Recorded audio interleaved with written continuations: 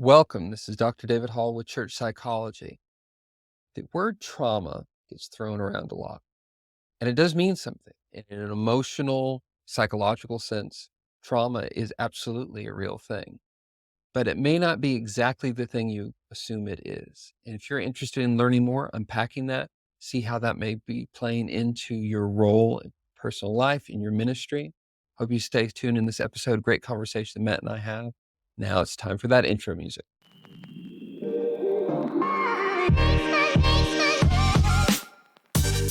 Welcome to Church Psychology, a podcast of the Negev Institute. We are mental health professionals looking at the intersections of social and behavioral science in the Christian life. Please connect with our free resources in our open community library at churchpsychology.org. We would be grateful if you would follow, like, or subscribe to Church Psychology wherever you are finding us, and also leave us a review. As we start, if we are to love the Lord our God with all of our mind, it makes sense to work on our headspace. So let's get to work. Well, welcome everybody to the Church Psychology Podcast. My name is Matt Schoeneman. I'm here again with Dr. David Hall. Hey, David. Hey, Matt. Good to be with you again. As always, it is. So Yes. it is, we are getting a bit of a roll, and it's nice because it's funny. You and I have shared different text messages of people that have reached out to us. And I will say, just for those who have connected with the podcast early on, we have, at least at the time of recording, we have not really done a whole bunch to spread the word, which has been neglectful of us. We've been involved with so many different things. Telling people about the podcast feels like, Do we even care what we're doing but here? it's No. great. And we've, as people have connected with the free community library, we're so grateful for that, because that allows us to be able to reach out to you directly as we have different things. And Matt, you were telling me your sister who Yeah. lives in Virginia Hey, shout out to Megan if you listen to this. Yeah, and people at our church community, and so grateful. Yeah. And Yeah. hopefully we're bringing things that are helpful, and hope Yeah. today is one of those things. So Yeah, it is. And I think it will be. We've obviously talked about this off recording. So, but you and I, David, were talking about the use of the word trauma and how often we use it. The society uses it. And so it kind of prompted us to have some discussion about it. And we felt like, well, this would be probably a good one to bring to the table. And so today, for those listening, we want to talk around trauma from a place of understanding what it is, and how do we differentiate that from other things. This word that you and I had discussed, David, was distress. Because I think we use trauma to identify things that are not necessarily traumatic. They are maybe distressing, but to help both of us in talking about it, but help everyone listening with the concept of how do we peel those two things apart, because I think it's important to do so. Yeah. And so that's where we're going to dive into, and wanted to see where those thoughts in your head lead you, David. Sure. All the 5 billion thoughts that circle around in there. There's plenty. There's plenty. Yeah, they're not all of them are equal quality. There's definitely plenty of thought. Yeah. So you alluded to this, Matt, but we live in a cultural space that the word trauma is thrown about often. Yeah. And from a mental health standpoint, incorrectly a lot of the time. I find, particularly for a lot of younger generations, it becomes the word for anything that is experienced, sometimes that's uncomfortable. Of, my, DoorDash was 30 minutes late. It was so traumatic. And oftentimes I think it's much more accurate to say it is dramatic, not necessarily traumatic. And I find this really problematic on a few different levels. And I don't want this to be kind of old man rant of like kids these days using the word wrong. And no, I want to make it practical of why I find it so problematic. Yeah. It has distorted the actual meaning of the word. And the word is a helpful one to understand a lot of what individuals or certain people may experience. And I find that because it's often invoked in very shallow or superficial ways, it also deadens our response to responding to or actually hearing out people in true trauma. Mm. And the fatigue of how that term is used in a very shallow way. I see people in the mental health space, I see people in the church space, and generally, just in the general public, there's less of a willingness to hear about trauma, I think, on an emotional uh, level, definitely to respond effectively to it, because everything's kind of been thrown in the same bucket Yeah. of distressing experiences to true trauma. And I want to be clear as we start that Matt and I both believe in emotional trauma. Yeah. We see it. We see the impact of it. It is a real thing. Yeah. But I also think so. I think there's an issue with the overuse of the term, how it's crept into general popular culture to talk about just distressing experiences. Yeah. Uh, but also, I think we even just have, with a sympathetic hearing, we have a misunderstanding of what trauma is. You're right. We assume that trauma is an event. Trauma is an experience that we have that is upsetting, distressing, disorienting. Well, we even use that phrase and maybe incorrectly, but a traumatic event. Mm. So you bring up an important point, Yeah. because there is a traumatic events are a thing, but that is not trauma. Trauma, and this is a confusing thing about um, sometimes where Matt and I are kind of called to speak into things. Will be Someone will tell us, maybe recount something that happened to them or Yeah. something that happened to somebody else, and they'll ask, "Was that trauma?" And what defines something as trauma or not trauma does not hinge on the experience. It hinges on our Or reaction, the event. yeah, or the Yeah. event. Right. It hinges on our reaction to that going forward. That's And right. so to have trauma, there does have to be a traumatic event, and that Yeah. is a thing. Distressing event. Right. Yeah, and so there are such things as traumatic events, but not all traumatic events. All trauma comes out of traumatic experiences or traumatic events, Hmm. but not everybody develops the same trauma responses. So, That's right. for the sake of definition, I'm going to quote. This is a popular writer in the field of mental health trauma, Hmm. Bessel van der Kolk, Hmm. who's a Dutch psychiatrist and trauma researcher. His book that's really big and famous is called "The Body Keeps Score: uh, Brain, Mind, and Body in the Healing of Trauma." That came out in 2014, and Hmm. that's just a very popular book in the mental health space. And not In just that, there, like, it yeah, seems like everybody has that. yeah. Okay. But for him, Van der Kolk, he defines trauma not just as the event itself, though it comes out of an event, but it's much more to do with the impact on the individual of that event. Yeah. For Van der Kolk's perspective, trauma occurs when a person feels intensely threatened or overwhelmed by an event that they cannot control and has no way to escape. This could be the experience of physical or sexual abuse, particularly of a young child. Yeah. This could be a conflict, uh, war zone experience. It could be a traffic accident, or Mhm. any number of things Mhm. can be this initiating thing of a traumatic event. Yeah. They go through this, and from Vanderkolk's research, there's this idea that these experiences are stored in different parts of our body, and in the way that they are stored, it affects the person going forward. Trauma can be defined then as an emotional response to a terrible event, like a natural disaster, accident, sexual assault. But trauma has more to do with the survivor's experience of the event rather than the event itself. Mhm. That's why you can have multiple people go through the same event and not necessarily experience the same trauma response.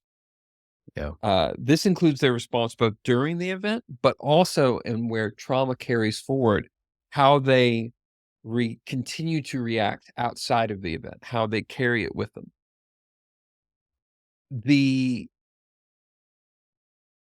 that is, one of the difficulties of answering the question of, I experienced this event, was this traumatic? And Yeah. because the answer depends on how you process it. And certain people can go through very similar things and respond to them very differently. And in mental health, we often talk about trauma. will use the colloquial expression big T, little t trauma. Yeah. And that Mhm. little t is this idea there's smaller sorts of things that we can have trauma responses with, in that there's something about the experience that we carry forward Yeah. in ways that are kind of unprocessed. One of the more helpful metaphors that I learned years ago is to think about trauma as sort of like a form of undigested food. There's something in your Mhm. system that isn't being processed. Yeah. Um, but anyway, so that's Yeah. some Vanderkolk's Yeah. thoughts and my thoughts. Your thoughts, Matt? Well, I think they it's hard to go on top of any of those. The, um, caution I would give, and maybe you can speak to this a little bit, in a second, is we don't wanna minimize people's distressing events and those that actually have traumatic responses. And so it is hard, I think, for people, at least the kind of person that doesn't have maybe mental health training, to kinda cipher through, like, is this really a traumatic thing for this person or not? Well, ultimately, it's a distressing thing. It's how stuck are they, I think, is more of the indicator of whether or not it was traumatic for them to even be considered, like, diagnosable by our standards. And at risk of self-diagnosing, or people listening and maybe self-diagnosing, I don't want them to do that, but could you maybe speak to a little of, like, what are signs that someone could be responding in trauma? The stuckness that you highlight, Matt, I think is one of the big things. It's this Mhm, idea that they're, you know, one of my favorite songs by the band U2 is "Stuck in a Moment, You Can't Get Out of It." mhm, mhm, And it's like that. There's something that mhm. you experience in the traumatic event that sticks you in it, and it speaks into your past, present, and future in ways that is disproportional to even what's reality. Yeah. Another person who I really like who speaks on trauma is a therapist named Elliot Connie. He's big in a field of psychotherapy called solution-focused brief therapy, and in, one of his more recent books, The Solution-Focused Diamond, this is a direct quote from that in talking about trauma that I thought was really helpful. When people experience trauma, their hippocampus, which is a part of your brain, Mhm. is impacted and has a difficult time distinguishing between past, present, and future. Consequently, when they experience a flashback, they can't determine whether their trauma is currently happening or if it's in the past. To make matters worse, the amygdala starts flooding with fear, worry, and stress. So, going back to your question, how can someone tell? I often will look at what are their current experiences and do they match the current stimuli, the current event, or do they Yeah. more align with something they may have experienced in the past? Mhm. And I'll try to think through just some examples of what Matt and I experience as mental health counselors of how this happens. But let's say someone was in an emotionally abusive relationship in the past, Yeah. Mhm. and they're no longer in that relationship. And let's say we're talking to people in the context of couples therapy, and it's a new relationship with a new person. This past relationship may be years in the past, Mhm. but we're seeing a dynamic play out that the person who has experienced the trauma is responding to their current spouse or their current partner Yeah. in a way that is disaligned for what that person is doing, but much more aligned with the experience that they had with the previous Yeah. significant other. Right. Right. And it will be oftentimes a metaphor I use for this in counseling is you're being asked to cover checks you didn't write, Mhm. that there was something that this person is carrying into this present moment that doesn't have to do with you, not Mhm. directly. It Yeah. has to do with patterns or things they learned in these previous experiences or previous, emotions. Mhm. Another example I think of, I've had different friends or family members who've adopted children out of different cultures, different environments. And even though the circumstances now are radically different, the kids will often exhibit Mhm. behaviors that Mhm. had to do with their survival in the past. Yeah. Whether that's food hoarding is a common one that will happen, and they may know, and I think an important thing to realize in this, that the person carrying this trauma isn't unintelligent necessarily. Yeah. They they are confused sometimes by their reactions because it's not happening out of the logical processing part of their brains. That's right. Talking about the hippocampus and the amygdala, these are parts of the deeper brain, Yeah. whereas we reason in a lot of where reasoning happens is a part of the brain called the prefrontal cortex. Mhm. That is very different from the parts of the brain that will manifest or experience trauma. And so you may know, like, hey, there's plenty of food in the refrigerator, Yeah. but I'm still hiding food in my room because it's being driven by this emotional sort of thing because That's I'm right. carrying with me this part of my past where there wasn't enough food. Yeah, And it's the emotional flooding, is kind of the phrase that's flooding is kind of that psycho phrase of what's happening to but psychological phrase. It's not a yeah, yeah. psycho phrase, but Well, psychological, psychobab I don't know yeah, what I was trying to say. yeah. But there's a level to which it's helpful because I've expressed this to people and this is not necessarily trauma, it is distress Mhm, when emotions become so overwhelming that it shuts down what you said was the prefrontal cortex. And so for those listening or those watching, the prefrontal cortex is like your forehead, mhm, kind of that area of your brain. And the kind of limbic system that David's talking about is in the middle of your brain, kind of back. But that's where emotions are and supercharged. mhm, In a healthy brain, there's an emotional response that then is sent to the prefrontal cortex to check it out and see, is that a legitimate threat? mhm, And normally it's a no, and then it sends it back to the emotion place and it calms everything down. Well, someone that is stuck in trauma or a traumatic response, that connection between the emotion center and the rational center is cut off, at least in the emotional charge or the flooding. yeah, And so they can't think rationally about the situation because they're flooded with the emotion. yeah, But oftentimes this is sometimes people feel this, they're not necessarily in trauma response, but when they're overwhelmed by emotion, they can't think clearly. That's why I so encourage or discourage people to think that when they're emotionally flooded, they're thinking clearly or they're making strong decisions that are because it's not based on the rational part of your brain. mhm, And so you kind of have to work to bring the floodwaters down to then begin to reconnect to the rational part. But a person stuck in trauma, I someone told me once it was like it's like you have an alarm system that's always on. mhm, We have kind of an internal alarm system where something like um, something sparks it, and you're like, oh my gosh, like someone's scares you, whatever. Um, my alarm system will go off, but as soon as like I see that it's my like friend just being a jerk, like I will rationalize and come back down, right? Well, some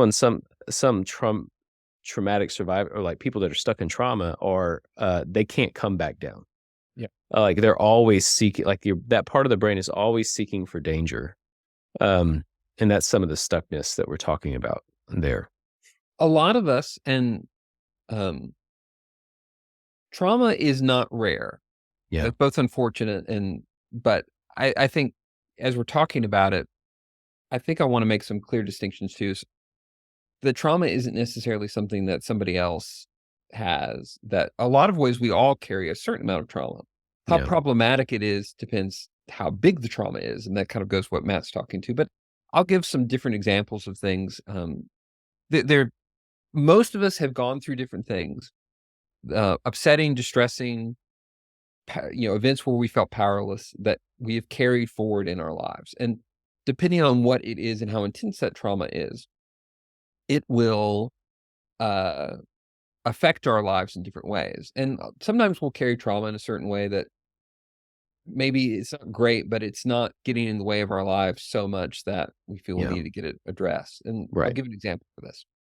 My grandpa, uh, he grew up in the Great Depression in a poor family, not just Depression era poor, but poor even before the Depression, and uh, had to very much scrounge to survive. He and his siblings would go into potato fields after they've been harvested and pick over, the gleanings, Mm.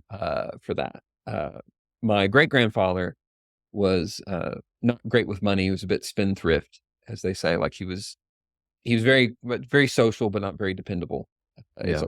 the stories I've heard of him, and so there was often debt collectors coming to the front of the house and Mm. escaping out the back, and stories like that are the stories that came down uh, to me. And like a lot of people in his generation in general that grew up in the Depression, my grandpa was really tight with money. Mhm. The he did not he was desperately frugal, Mm. and my memories I fortunately had him in my life. He passed away in my later 20s, and so I had him in my life for a significant amount of time and had some great experiences and time with him throughout my childhood and young adult life, Mm. and Mhm. but the stories about how tight grandpa was with money, Yep. but you can look at that, it's a trauma response because he had very visceral, to a certain degree, unprocessed experiences of Mm. want, of what happens when there's not enough. Yeah. And so he responded in ways, and the reason you can identify this in trauma is because his emotional response to money, a lot of ways had nothing to do with how much money he had available to him. Because Yeah. he would want to save money even in something he didn't need to save money on. And it's where the experience of this earlier part of his life carried over Yeah. into something else. Yeah. A second anecdote I want to share, and this is one that was very recent for me. Um, I was in my community in Knoxville, Tennessee. I was found myself at the gas station some time back filling up, and the person next to me was filling up, and they were on the cell phone, and I could hear some of their conversation, which kind of led me to glance over to them. And it was a man of a certain age with a certain kind of physical appearance of how his hair was cut and how he dressed that made me think that he could have been somebody who had served in the military. He kind of had a look that brought up that thing to mind. It was a good thing I had thought of that because it affected things that happened next. But he's on the phone with his wife talking about how he's going to pick up some Kentucky Fried Chicken and come home, and that's going to be their dinner, and talking about kids or things like this. And this is just as I'm at the pump next to him, I'm kind of picking up bits of the conversation. Uh, and while this is happening, um, a car backfires, Mm. and he hits flat on the pavement very quickly, chest Mm. down, just Yeah. drop, Yeah. and sits up and begins having a panic attack. Yeah. And I was able to go up and speak with him and to help what we call mental health grounding.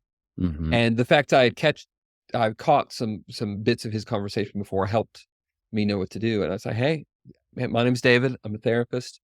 Yeah. Where are you right now?" Yeah.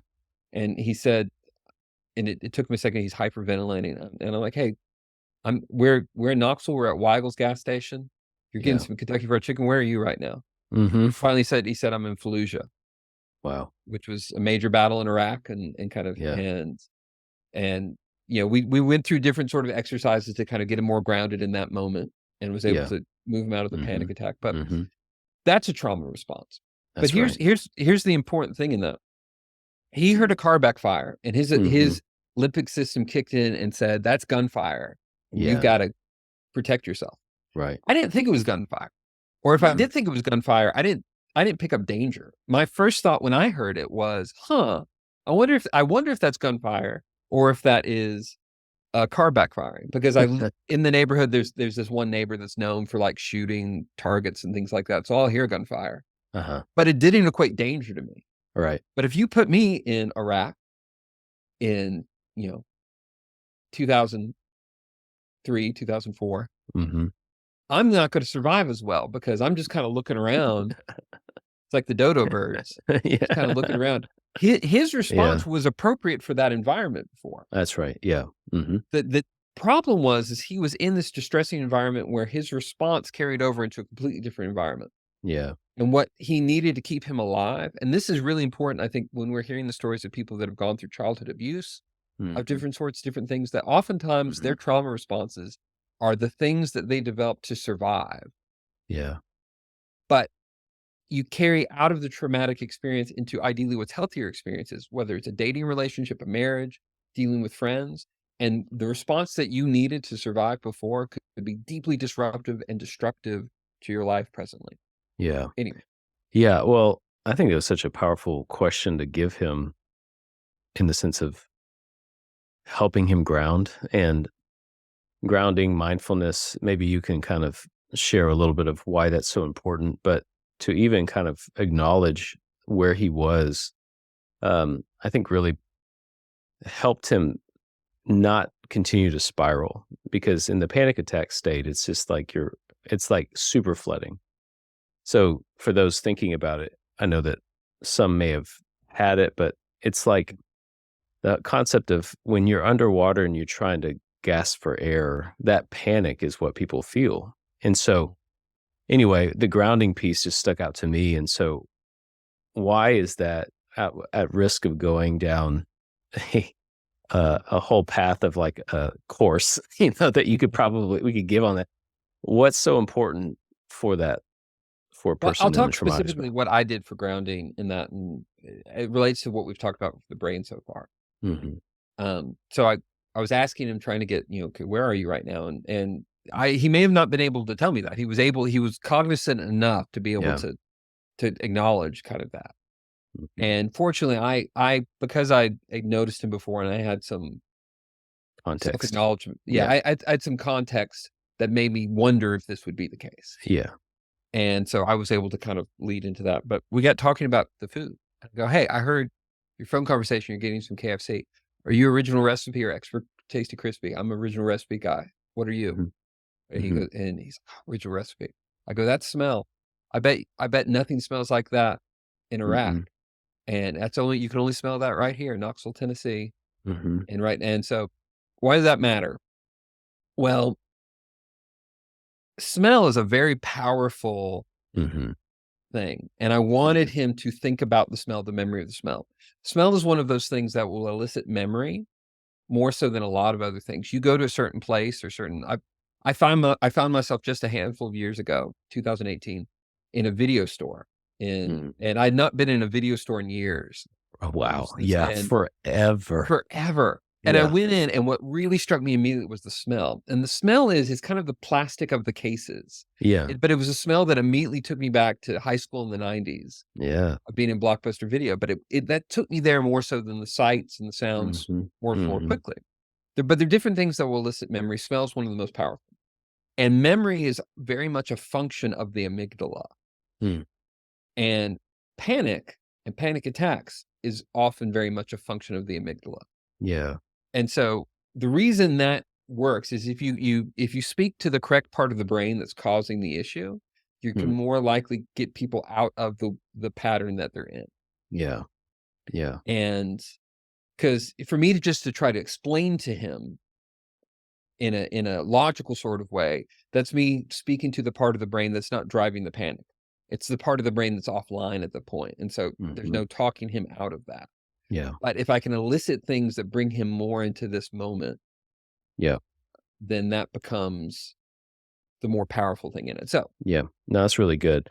Well, we've talked a lot about trauma and kind of what it really is. Now, the reality is that a lot of people, okay, where my mind goes is that there's a place to which, when we talked about this in the past, this sense of victimhood culture. And we live in that now. And so sometimes people can use the phrase trauma, and not everybody, because I don't want to minimize people's pain, but some people can use the phrase of trauma to cast like this victimhood thing of needing kind of the attention and care of others because they went through a distressing event. mhm, That's not always the thing that it's maybe rarely the thing that actually gets them through the distressing event, or to recover from it or to process. mm, And so whether it's trauma or distress, like they went through an event that was difficult, mhm. how can we encourage people into what to do? That's Um, good. And I want to highlight the work of there are a lot of people that have written into the subjects of trauma and then growth afterwards. It's a yeah, field that's called post-traumatic growth. That a lot of language historically around trauma in the mental health field is that trauma becomes it moves you into this place of permanent victimhood. Mm. And there's a lot of research that shows that not only is that not necessarily true, but it doesn't need to be true.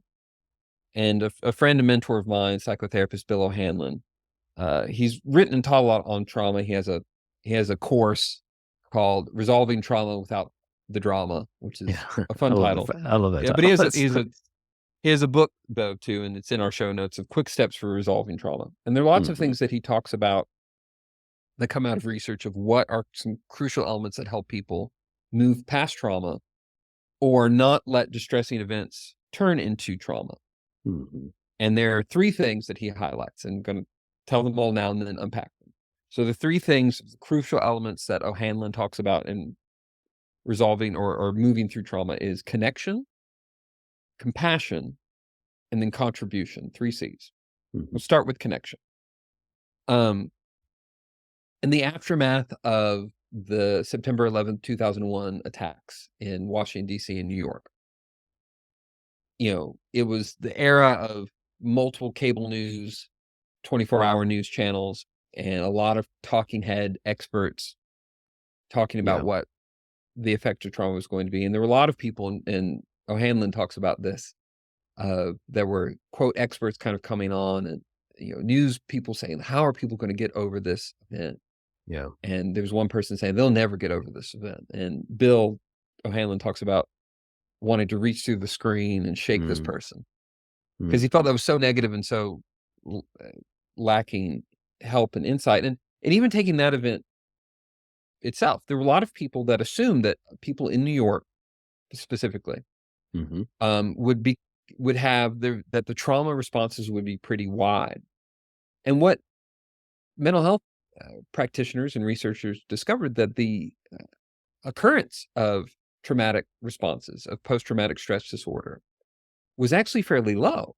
Mm. And it brings up the question of why. And one of the things that the research shows is connection, that a lot of what will compound or deepen trauma is the isolation that people will feel in it. They are alone and they're cut off in the experience. And the thing about the 9/11 attacks is it was widely felt and experienced. Everyone saw it to a certain degree. Even I was in Middle Tennessee but I Yeah. watched it on the news and I Yeah. felt connected to it in some way. And there are stories of people in New York Mm. in the weeks and months after the attacks that would see somebody who'd be looking pretty downcast on the street and would stop and be like, "Are you doing okay?" Which is Mm. not what New Yorkers are historically known to do. No. No. But the Mm. fact that there was this connection of community, Yeah. that they weren't Yeah. suffering alone, Yeah. made a difference. And so Ca go on, man. just one anecdote on that. One thing I learned, this was back in my graduate school, and I don't have a reference necessarily for it, but the concept came up of why have we seen more PTSD as it relates to, military events now Mhm. more than we did before, especially from the World War II generation. And it's not to say that no one from World War II had PTSD. They called it something else. They called it, Shell shock. yes, shell shock. Thank you. And so, but it was less. And one comment that someone had made, and I think they obviously got it from somewhere, but the differentiation between like how fast the soldiers would get home Mhm. uh, differed a lot. So in World War II era, you would have to basically take a ship for 2 weeks or so to get back to the US. And in that time frame, you're with your buddies in Comrades. war, your comrades, your superiors, and all that you can probably really do is process what just happened. And Mhm. it's not always the best processing, but it is connection with other people. You take nowadays, it takes you half a day to get home, and you're thrown back into the community that has no idea of what you just experienced. Well, that's a key thing too, and because you're right, there has been a lot of people came back from the Second World War with trauma, Yeah. but not as much proportionally as later wars. And I think Right. that I had not thought about this idea of the Liberty ships is oftentimes what they were That's on right. would That's be right. these long, and so there's more time to decompress. But part of it was a much shared social experience. The proportion of the Mhm. population that served in some wartime capacity in the Second World War was much wider as a Yeah. form of population, and the Also, sense of you go ahead. Yeah, the home front was involved too, but the idea of like you're sharing this more in a community. Well, and you mentioned this in a past uh, podcast. I think it was on our generation one, but how there was a kind of shared understanding from even uh, the home front of the importance of the war. And so it was much more of a welcoming. Now, take stories that you may have heard from the Vietnam War, Mhm. where at the home front, there was a disunity of what we're doing. And so men would come back or people would come back into that space and not have the connection of community because they saw them as problematic for engaging in this war that they didn't believe in. Yeah, a lot of people talk about getting spit on when they come Yeah. back, being Yeah. called baby killers, and Yeah. so that sense of they were much more isolated in the integration process of Mhm. coming back to society, and even looking at more recent wars for the United States in Iraq and Yeah. Afghanistan, you had a much smaller portion of people in service, Yeah. and so you're coming back and you're far less likely in civilian life to be connected Yeah. Well, than and that goes to your second C of compassion. yes, and how can because the act of forgiveness is super important, and this is a really hard one to talk about, particularly for those who've experienced deep wrongs committed against them. Yes. Yes. And I wanna before we move into this of what this can mean for people in their personal trauma, there's some caveats I think they're Yeah. important.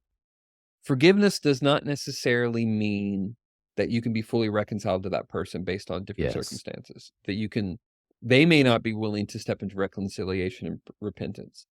Even if they are, there may be things about them that you have reason to believe that they're not gonna be a safe relationship. Yeah. They're not trustworthy. They're not safe. Yeah. Forgiveness, though, scripture bounds us to that. We are not given an option in that if we are to live in faithfulness in our walk, that we must forgive.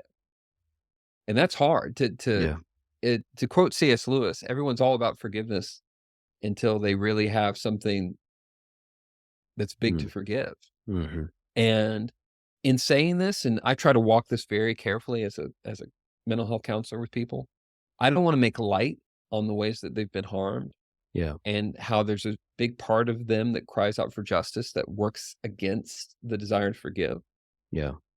But the science beyond just the biblical principle, though that is the highest principle, the science of this and the power of forgiveness. There is, research psychologist Ed Worthington, who's a Christian, who's written a lot on the power of forgiveness Hmm. in our psychological health, of that it Hmm. frees us. This is compassion. This compassion is where we give for ourselves and for others. A lot of people who experience trauma often will feel very there can be a belief that the traumatic experiences themselves were somehow their fault.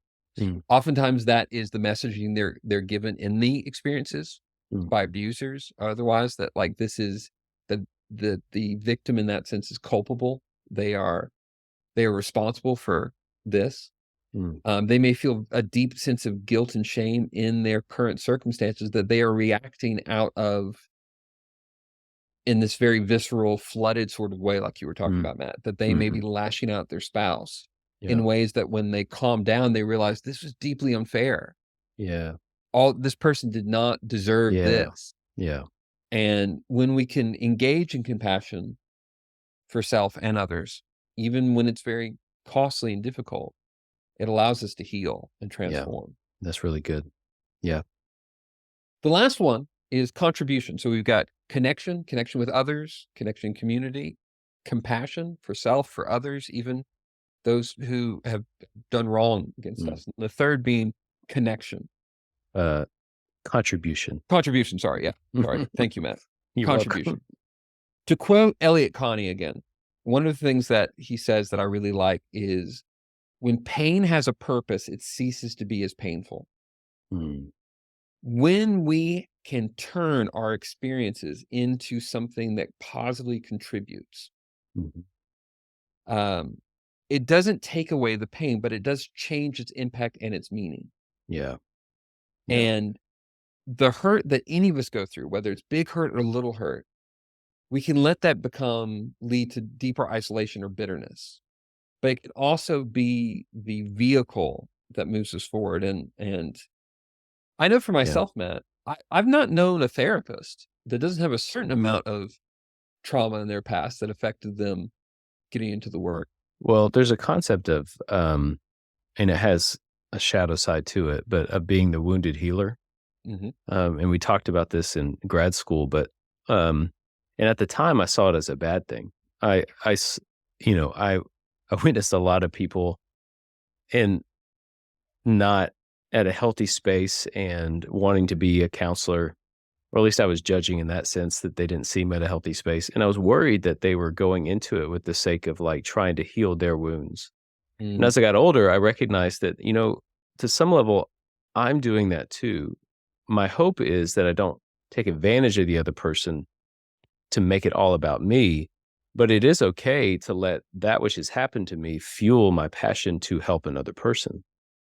And that's what I think the wounded healer is, the good side of it, is that there's a sense of I can take this pain and the empathy that's built within me for the pain that I've experienced to truly sit in attune with someone else's pain and mm. walk with them through that process. Um, and so I think that's the good of what you're talking about, that really anybody in this field, in I would even say any kind of helping field, there's a level to which something has inspired you to care for another, whether it's a direct hurt that you've happened or witnessing a hurt of another person.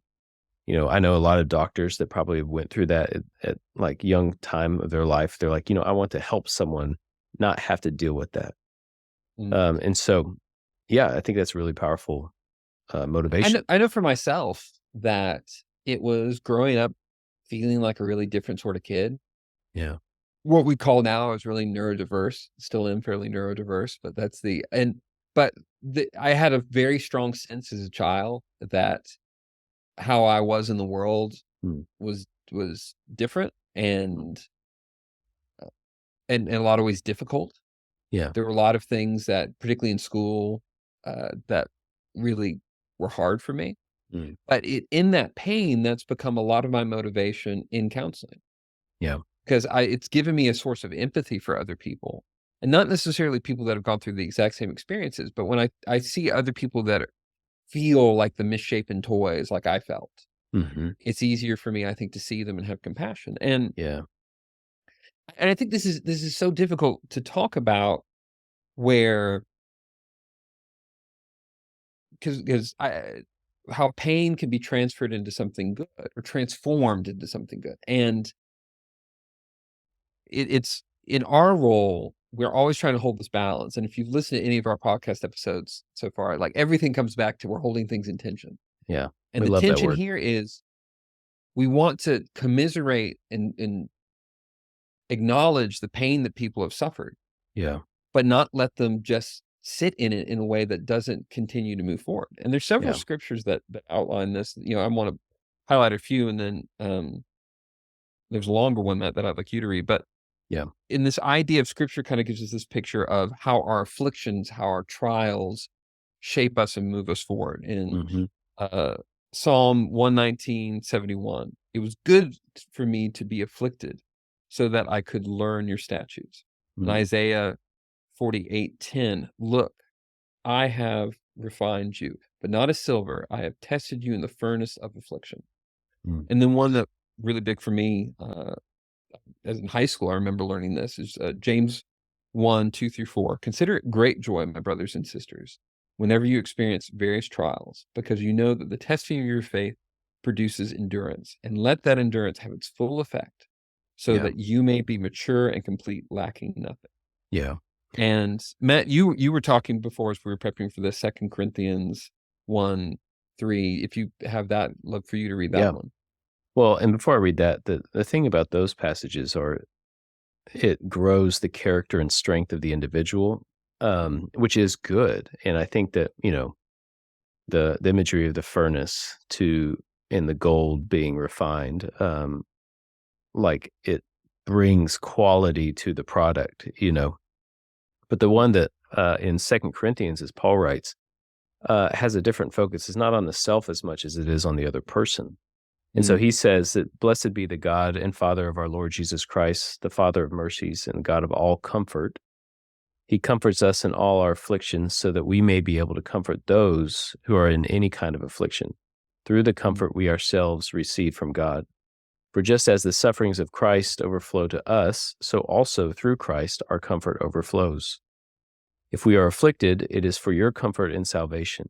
If we are comforted, it is for your comfort, which produces in you patient endurance of the same sufferings that we suffer. And our hope for you is firm because we know that as you share in the sufferings, so you will also share in the comfort. mm. Um, and he goes on to say kind of the extremity of what he went through, but how much Christ is more. And so, the reason I love that is because Paul is kind of saying to us in that, at least from his understanding of the afflictions that he has carried, is for the building up of the people that he's writing to in this space. And I think that that really makes purpose and meaning in the suffering that we walk through. Um, Mm, Talking back to that third point of contribution mm. and giving it away to others. What Matt was just reading, I misspoke it, but 2 Corinthians 1, starting in verse 3, I said Yeah. 1 Corinthians or 2 Corinthians 3, so I want people to be able to find that right, and this is in the show notes. What's hard in this Mm, is I can see people in this saying, it's like, so are you saying that trauma I went through was good? Are you saying that the mm, fact I was abused in this way, this horrific thing I witnessed, are you saying that's good? right. And I want to be very clear. No, I'm Yeah. not saying it is good. But I do believe that part of what I believe about the Christian life and God's purpose for us is he works through the death and destruction that we are in the middle of. Yeah. He goes through it. He doesn't go around it. He doesn't ignore it. Mm, Part of conquering death is letting it become a transformative experience. wow. Yeah. And I don't look back on things that I've experienced that I would call very difficult and distressing things and think, yeah, I would love to do that again, or that was a Yeah. pleasant experience. I don't. But I do look at the fruit of certain things that I feel I'm grateful for, and I wouldn't want to be without it. And I have Mm, to look back and say, would I have been transformed in this way without this difficulty? The last bit of scripture, as we're starting to wrap up, that I want to touch on is a larger narrative, but it's at the end of the book of Genesis of the story of Joseph. Of he struggled. His brothers are envious of him. There does seem to be in how Joseph is kind of telling them stories of the dreams he's having that he is kind of being a irritating younger brother. yeah. He's being a little Uh, brother for sure. he's being Yeah. a little brother for sure. And then so his brothers decide to sell him into slavery, Yeah. in Not the which appropriate response to not that, the but appropriate response, but that becomes and then that becomes the series of things right. of gets sold into slavery, ends up in the house of Potiphar, ends up getting falsely accused of sexual assault, Hmm. gets thrown into prison. Yep. It's not one thing, it's multiple things over many, many years, but eventually gets to a place of high prestige and leadership within Egypt. His family back in the land of Canaan is in famine and suffering from that. And through the series of many different things, Joseph is able to call them to the safety and provision that he can provide through Yeah. his position. And there's at the very end in Genesis 50, their father, Jacob, then known as Israel, has died. And then his brothers become afraid. This idea of now that our father's dead, is Mm, Joseph finally going to have his revenge? Because he mm. said before, this he spoke forgiveness to them and understanding to them, but they were very afraid once their father died. Yeah. And this is Yeah. Genesis 50:20. And Joseph speaking to his brothers. You planned evil against me. God planned it for good to bring about the present result, the survival of many people. Mm, It doesn't change the difficulty and the hardship of it, but it doesn't change the initial fact of it, but it does yeah. allow it to become transformed into something different. And Yeah. so as we're wrapping this up, I want to kind of speak to that, to trauma is not just distressing things. Not all distressing events are traumatic. That's right. Trauma is the sense of being stuck somewhere Yeah. and how those experiences carry on into the future with us, whether it's in big ways or small ways that are hugely disruptive in our lives, or even small things we may Mm. be able to identify.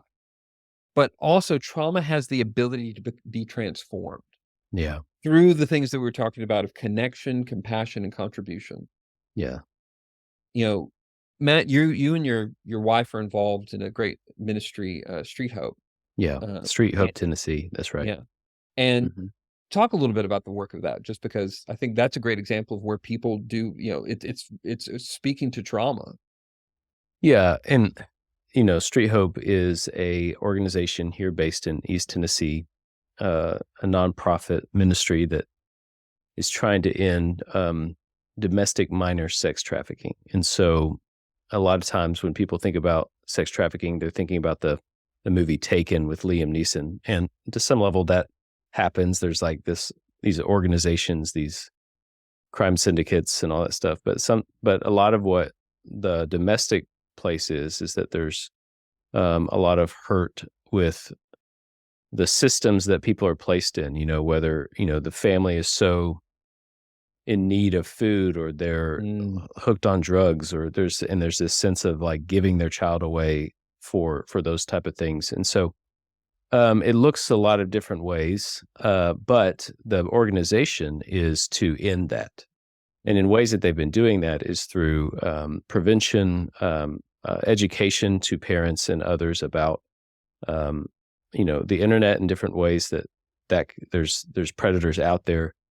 But one big way that they're doing it now is that they've created one of the first safe homes in Tennessee for minors that are in this area. mm, And a lot of the work that they do is creating a space that is a place of going through these three C's. Um, Connection with other people, other girls who have been in the same situation, providing group therapy, art therapy, individual therapy, um, providing that compassion, letting them grow in their, if they're willing to even process their religion, their faith in Christ, and then contribution about like how do they give it away. And so there, that's one organization that I think is taking something that is so traumatic mhm. in being whether sold for sex or abused probably in that way, and then trying to bring healing into it. And so, yeah, I think, as a little plug for them, because I help volunteer with them. If anybody listening to this wants to look them up, it's Street Hope Tennessee, and they'd love your support. So I appreciate you bringing that up, David, because that's near and dear to our hearts Yeah, in and this process. and it is a great example of where trauma can be transformed. It doesn't change the traumatic base of Yeah, this, yeah, but it doesn't let it become this permanent reality. yeah. And people that usually get into those organizations to help, people who are often motivated to start any number of nonprofit or Hmm. charitable organizations, often come and were shaped by the Yeah, pain yeah. that that's trying to speak to, That's right. whether it's homelessness or childhood hunger or abuse or Yeah, drug addiction. mm, And trauma is real, but it can be transformed. But yeah. also, don't be talking about when your food's a little cold coming in from Postmates. That's not trauma. That's maybe, you know, Annoying, unappreciated, annoying, things distressing. like that. Yes, Let's let our words be the correct words. So, that's right. anyway, That's right.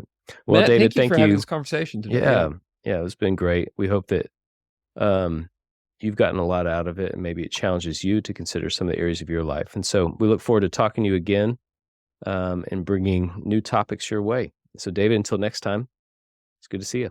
Good to see you, Matt. Thank you again for being a part of our latest episode of Church Psychology. If you have enjoyed it, we hope that you will share this episode with others in your life. And please do remember to follow, like, and or subscribe to Church Psychology wherever you're finding us, and leave us a review. We look forward to connecting with you again soon.